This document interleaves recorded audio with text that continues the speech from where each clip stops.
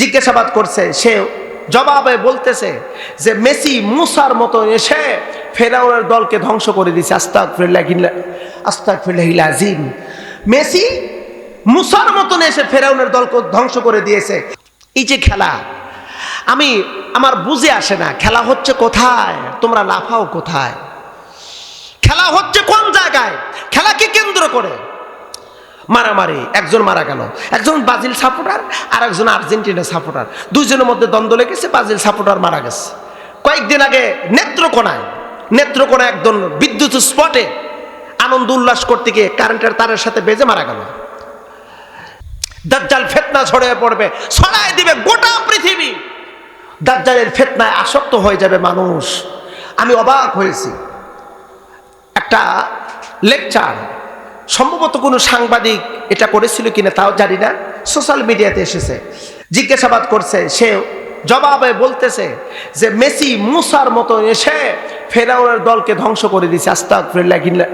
আস্তাগফিরুল্লাহিল আযীম। মেসি মুসার মতন এসে ফেরাউনের দলকে ধ্বংস করে দিয়েছে।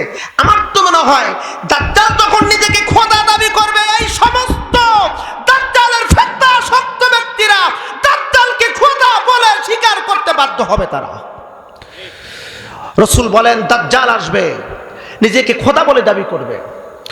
দাজ্জাল মানুষকে এমন ভাবে, তার ব্রেনকে এমন ভাবে ওয়াশ করবে, এমন ভাবে ওয়াশ করবে। এজন্য রাসূল বলছেন, দাজ্জালের আত্মপ্রকাশ যখন হবে তখন তোমরা মেয়েদেরকে, মহিলাদেরকে বেঁধে রাখো ঘরের সাথে, কারণ তারা অল্পতেই মানুষের প্রতি দুর্বল হয়ে যায়। মহিলাদেরকে ধরে রাখবে, আটকায় রাখবে, কারণ ওই অর্থের কাছে, প্রাচুর্যের কাছে তার কিছু জাদুক্রিয়া কাজ। কারণ কোরআনুল কারীম হাদিসের মধ্যে যে প্রমাণটি পাওয়া যায়, দাজ্জালের ডান হাতে দেখাবে জান্নাত, বাম হাতে দেখাবে জাহান্নাম, অর্থাৎ দুই দিকে জান্নাত আর জাহান্নাম দেখাবে। মানুষ দেখবে, কারণ আল্লাহ পাক তাকে বিশেষ একটা শক্তি দিয়েছেন। এই শক্তিটা সে নিয়ে মানুষের দরবারে আসবে। অনেক যারা ইমানদার, যারা পাক্কা ইমানদার, তারা চিনবে দাজ্জালের কপালের সাথে লেখা থাকবে কাফের। কি লেখা থাকবে? জোরে বলুন, নাকি আমার কথা তিতা লাগতেছে আপনাদের কাছে? মোনাজাত করে দেবো, বেশি বিরক্ত করবো না ভাই।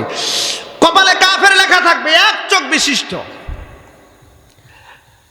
যারা ইমানদার তারা বলবে তুই তো কাফের, তরবারি দিয়ে দ্বিখণ্ডিত করবে, বলে আমি তোকে মারতে পারি। কব দিবে, কিন্তু মারার ক্ষমতা ওর নাই।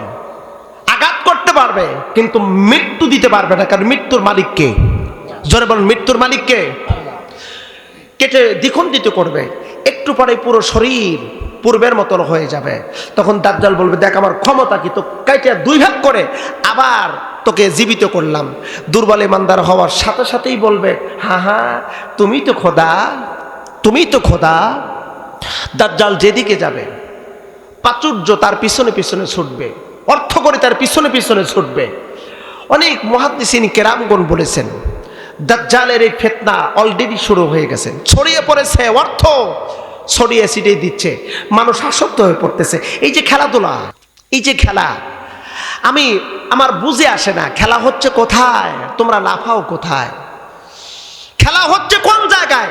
খেলাকে কেন্দ্র করে মারামারি। একজন মারা গেল, একজন ব্রাজিল সাপোর্টার আর একজন আর্জেন্টিনা সাপোর্টার, দুইজনের মধ্যে দ্বন্দ্ব লেগেছে, ব্রাজিল সাপোর্টার মারা গেছে। কয়েকদিন আগে নেত্রকোনায় একজন বিদ্যুৎ স্পটে আনন্দ উল্লাস করতে গিয়ে কারেন্টের তারের সাথে বেজে মারা গেল।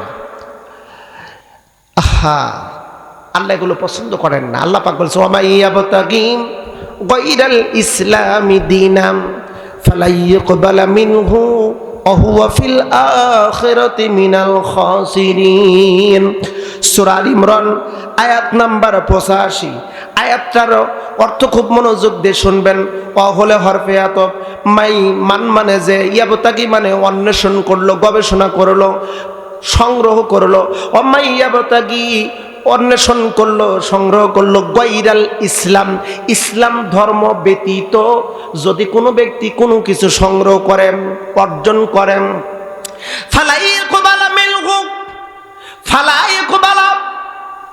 ইকবালা অর্থাৎ গ্রহণ করা হবে না।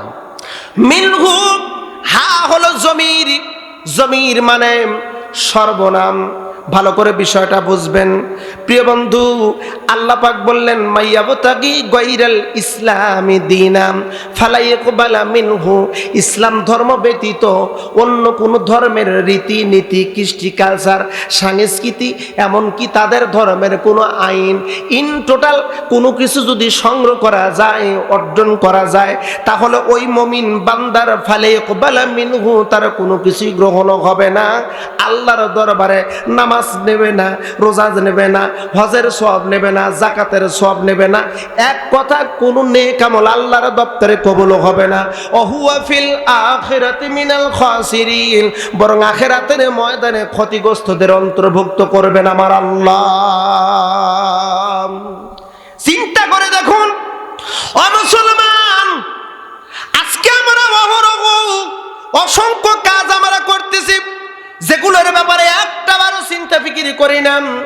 আসুন মূল কথার দিকে আসুন বন্ধু। আমরা কিন্তু মুসলমান, আমাদের টার্গেট হলো আল্লাহর জান্নাতে যাওয়া। জোরবন কোথায় যাওয়া? আল্লাহর জান্নাতে যাওয়া। এই দুনিয়া আমার আপনার জন্য চিরস্থায়ী নয়, এই দুনিয়াটা আমার আপনার জন্য ক্ষণস্থায়ী। আল্লাহ রসুল বলেছেন আদ-দুনিয়া মাজরাতুল আখিরাহ, এই দুনিয়াটা হলো মুমিনের জন্য একটা মাঠ, চাষাবাদ করার জায়গা। এই মাঠে চাষাবাদ হবে নেকির চাষাবাদ, এই মাঠে চাষাবাদ হবে সওয়াবের চাষাবাদ, এই মাঠে চাষাবাদ হবে আল্লাহর সন্তুষ্টি অর্জনের চাষাবাদ। এই মাঠে চাষাবাদ হবে কিভাবে দুনিয়ায় চললে মহান রবের সন্তুষ্টি পাওয়া যায়, সেই চাষাবাদ করতে হবে। এই জন্য আল্লাহ পাক রব্বুল আলামিন এ কথাও বলেছে বান্দা লিয়াবলুয়াকুম আইয়ুকুম আহসানু আমালা, আমি তোমাদের পরীক্ষা করব কার কত নেক আমল আছে। পরীক্ষা করবেন আমার আল্লাহ কার কত নেক আমল। লিয়াবলুয়াকুম আইয়ুকুম আহসানু আমালা, হাসান না বলা হয়নি, আহসান বলা হয়েছে। অতি সুন্দর আমল কার কার আমি পরীক্ষা করব। আমরা অনেকেই শুনি, আমরা হুজুর আওয়াজ করি, এক জাররা পরিমাণ ইমানদার ব্যক্তি আল্লাহ জাহান্নামের ভিতর ফেলে দেবে না, তাকে জান্নাতের ভিতর ঢুকাবেন। এ ওয়াজ আমরা শুনেছি কিনা? কথা বলেন না কা? এক জাররা পরিমাণ ইমানদার, যার ভিতরে এক জাররা পরিমাণ ইমান আছে, ওকে আল্লাহ জান্নাত দিবেন। এবার আমার কথা ভালো করে বুঝবেন, আমরা যারা এখানে বিশেষ করে বেশিরভাগ শিক্ষিত মানুষ আছি, একসময় যখন গ্রেড ছিল না, 2003 সালে তো গ্রেড চালু হয়, তাই না স্যার? 2003-এ আমরা 3-এর পরে এসএসসি পরীক্ষা দিয়েছি। এর আগে ছিল first division, second division, third division, বিবেচনায় পাস, তাই না? গ্রেড যখন চালু হলো, দাখিল পরীক্ষা দেওয়ার পরে আমার গ্রামের কয়েকজন আমরা একসাথে পাস করলাম, একসাথে পাস করেছি। রেজাল্ট কারোর চাইতে কারোর, মানে একজনের চাইতে আর একজনের ভালো, মোটামুটি প্রায় সমপর্যায়ে। এলাকার ভিতর আলোচনা হলো রেজাল্ট কার কত ভালো, বলো অমুকের ছেলে গোল্ডেন এ প্লাস পাইছে। বলা বাহ বাহ, ছেলেটা তো অনেক সুন্দর রেজাল্ট করছে। আরেকজন বলে এ প্লাস, বলে এটাও খারাপ না ভালো। আরেকজন কি বলে এ গ্রেড, আরেকজন কি বলে এ মাইনাস, আরেকজন কি বলে সি বি গেট, আরেকজন কি সি গেট, আরেকজন কি বলে ডি গেট। বলে ও তো বিবেচনায় পাস। ও বন্ধু, আল্লাহর জান্নাতের ভিতরে ঢুকাবেন। গোল্ডেন এ প্লাসের সম্মান কি পর্যায়ক্রমে একদম বিবেচনায় যারা দুর্বল, এক জাররা পরিমাণ ঈমান নিয়ে জান্নাতের ভিতরে প্রবেশ করেছে, এরা হলো বিবেচনায় পাস। গোল্ডেন এ প্লাস যারা পাবেন তাদেরকে আল্লাহ কত সুন্দর জায়গায় অবস্থান করবেন। এখন চিন্তা ভাবনা করে দেখুন, বিবেচনায় পাস করে জান্নাতে যাবেন নাকি গোল্ডেন এ প্লাস নিয়ে জান্নাতে যাবেন? বোঝেননি আমার ওয়াজ, তাই না? আমি যেই কথাগুলো বলতেছিলাম, আল্লাহ পাক আমাদেরকে এই দুনিয়ায় চিরস্থায়ীভাবে রাখার জন্য দেন নাই, সমসাময়িকের জন্য রেখে দিয়েছেন, পাঠাইয়েছেন। এই দুনিয়ায় আমার মূল টার্গেট না, আমার টার্গেট হলো আল্লাহর জান্নাতে কেমনে যাব। আল্লাহর জান্নাতে যেতে হলে পরিপূর্ণ ঈমান আমাকে আনতে হবে, আর পরিপূর্ণ ঈমানদার হতে হলে রাসূলুল্লাহর আদর্শের বিকল্প আর কিছু নাই। কোনো কিছু আছে? কোনো কিছু নাই। রাসূলুল্লাহর আদর্শ কেন মানবেন বন্ধু? ভালো করে বুঝুন। রাসূলুল্লাহর আদর্শ মানবো এই জন্য, যাতে রাসূলুল্লাহর আদর্শ মানার পরে, রসুলের আদর্শ অনুসরণ করার কারণে কিয়ামতের ময়দানে রসুল যেন আমার আপনার জন্য সুপারিশ করেন। রসুল যেন সুপারিশ করে। সুপারিশের একজন দরকার আছে, দরকার আছে না? দরকার কিন্তু আছে।